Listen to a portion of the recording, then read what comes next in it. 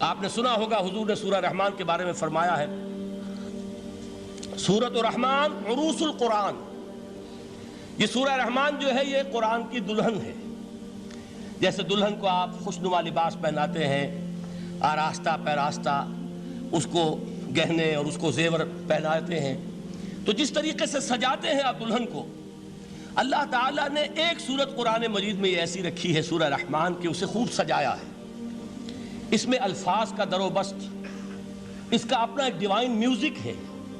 وہ تو اللہ تعالیٰ قراء جو ہے خاص طور پر مصر کے قراء، اللہ تعالیٰ ان پر رحمت نازل فرمائے، ان کی خطاؤں سے درگزر کرے۔ جس طرح قرآن کے انٹرنسک میوزک کو انہوں نے واضح کیا ہے، واقعہ یہ ہے کہ اگر یہ لوگ نہ ہوتے، شیخ عبد الباسط محمد عبد الصمد، شیخ محمود خلیل الحصری، یہ لوگ کہ جنہوں نے قرآن کے اس غنا میوزک، یہ لفظ جو ہے آپ حیران نہ ہو کہ میں یہ کوئی شاید توہین کر رہا ہوں قرآن کی، حضور نے یہ لفظ استعمال کیا ہے، تغنو، اس قرآن کو اچھی سے اچھی خوشلحانی کے ساتھ پڑھو۔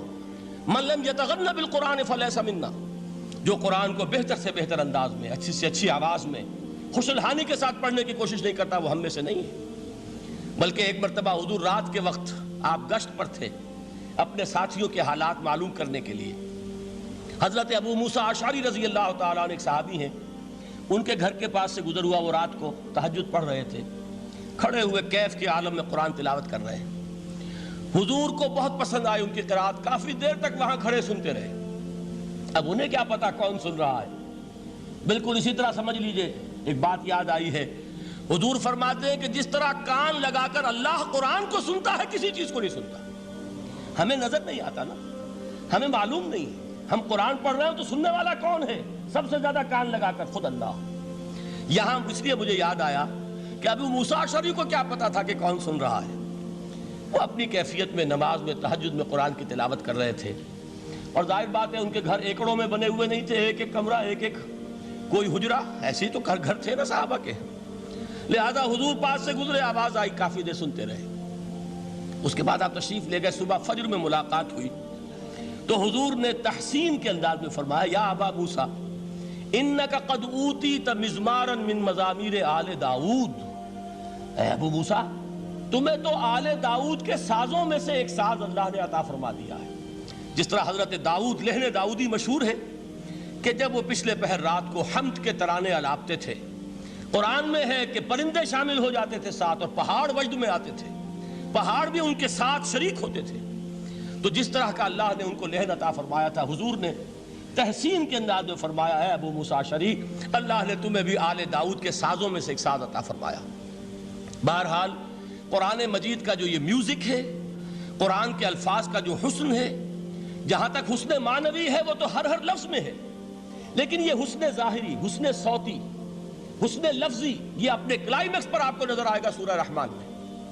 لیکن قرآن میں یہ سورت اس اعتبار سے بھی ممتاز ہے، اس کی 4 آیات پر ذرا توجہ کریں گے، عجیب حقائق سامنے آئیں گے۔ جہاں یہ قرآن مجید کے حسن صوت اور حسن لفظی کی معراج ہے، وہیں اس کی پہلی 4 آیات میں 4 چوٹی کی چیزوں کا ذکر ہے، سب سے اونچی چیزیں۔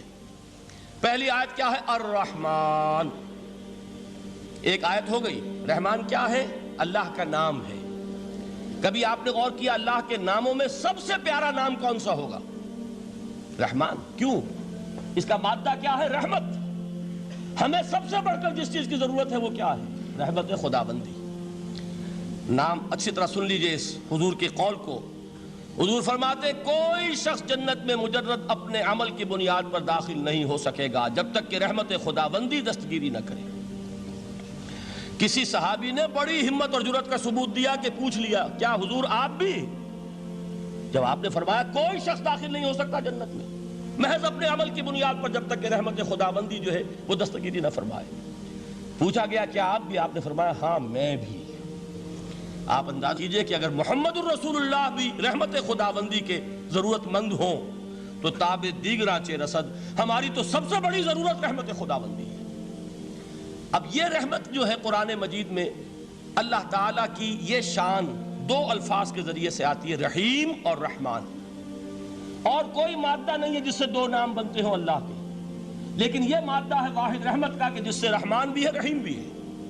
رحیم صفت مشبہ ہے، رحمت دائم ہو جائے گی، مستقل ہوگی تو رحیم کہیں گے، اور رحمان اس میں رحمت کی ہے وہ شان ہے کہ جیسے ٹھاٹھے مارتا ہوا سمندر ہو، ہیجان کی کیفیت، طوفانی کیفیت، رحمت خداوندی کا طوفانی جوش، وہ ہے رحمان۔ آپ تو رہتے اس علاقے میں ہیں، آپ کو معلوم ہے عرب اگر بھوکا مرا جا رہا ہو تو کیا کہے گا؟ انا جوعان۔ پیاسا مرا جا رہا ہو انا عطشان۔